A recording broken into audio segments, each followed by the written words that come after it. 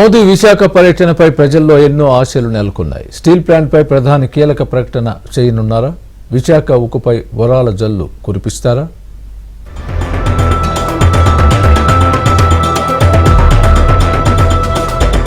Visakha steel plant ప్రైవేటీకరణకు వ్యతిరేకంగా సంవత్సరాల తరబడి కార్మికులు పోరాటం చేస్తున్నారు.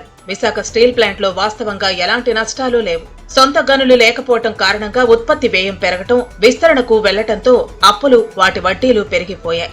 మరోవైపు నిధుల కొరత కారణంగా చాలా వరకు ఉత్పత్తి తగ్గిపోయింది. దీంతో కార్మికులకు సకాలంలో జీతాలు కూడా చెల్లించలేని పరిస్థితి నెలకొంది. అయితే విశాఖ స్టీల్ ప్లాంట్ అప్పులకు చెల్లించాల్సిన వడ్డీలకు కొన్నాళ్ల పాటు విరామం ప్రకటిస్తే సరిపోతుందంటున్నారు.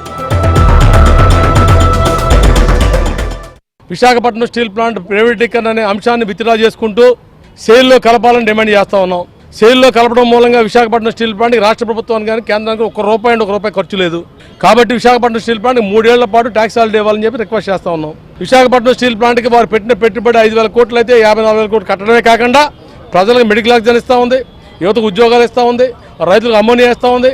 ఇవన్నిటి నేపథ్యంలో మోడీ గారు రేపు మాట్లాడేటప్పుడు బహిరంగ సభలో విశాఖపట్నం స్టీల్ ప్లాంట్ సేల్లో కలిపి విలీనం చేయాలని కోరుతూ కోరమానపాలెం చేయడం వరకు ర్యాలీగా వచ్చి కలెక్టర్ గారిని కలిసాం. కలెక్టర్ గారికి విషయాలు చెప్పిన మీద అన్ని మేము తీసుకున్నాం. ఈ విషయాలని కూడా ప్రధానమంత్రి గారి దృష్టికి అలాగే ఇతరుల దృష్టికి తీసుకెళ్తాం, మీకు న్యాయం చేస్తామని చెప్పి వారు తెలియజేశారు.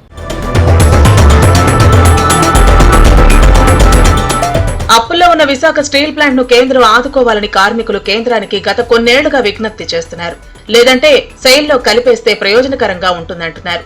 ఇప్పటికే కొంతవరకు కేంద్రం సహకారం చేసినా అది కేవలం కంటితుడుపుగానే ఉందంటున్నారు. కర్ణాటక స్టీల్ ప్లాంట్ విషయంలో తీసుకున్న నిర్ణయంలాగే విశాఖ స్టీల్ ప్లాంట్ విషయంలో ప్రధానమంత్రి నిర్ణయం తీసుకోవాలని కోరుతున్నారు.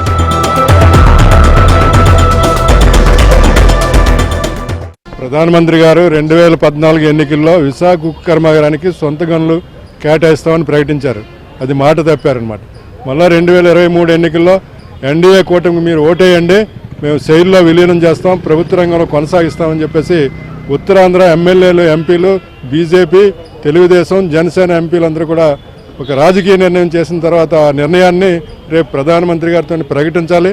అలాగే కార్మికుల్ని ఏదో ఒక రకంగా దాడి చేసి విశాఖ ఉక్కు కర్మాగారాన్ని మూసేయాలనుకుంటే రోడ్లు ఎక్కుతాం, మేము పోరాడతాం. ఇప్పటికే ఆంధ్రప్రదేశ్లో పోరాడుతున్నారు. గతంలో ఇదే వేదిక మీదకు ప్రధానమంత్రి నరేంద్ర మోదీ వచ్చారు. అప్పటి ముఖ్యమంత్రి జగన్ ప్రధానమంత్రికి అర్థం కాని తెలుగులో మాట్లాడారు. విశాఖ స్టీల్ ప్లాంట్ తో పాటు అనేక విషయాలపై వేదిక మీద ప్రస్తావించారు. దీంతో మేము కేంద్రాన్ని అడిగేశామంటూ వైసీపీ నేతలు గొప్పలు చెప్పుకున్నారు. కానీ ఒక్క డిమాండ్ కూడా నెరవేర్చలేకపోయారు. దీనిపై అప్పట్లో కూటమి నేతలు తీవ్ర విమర్శలు కూడా చేశారు.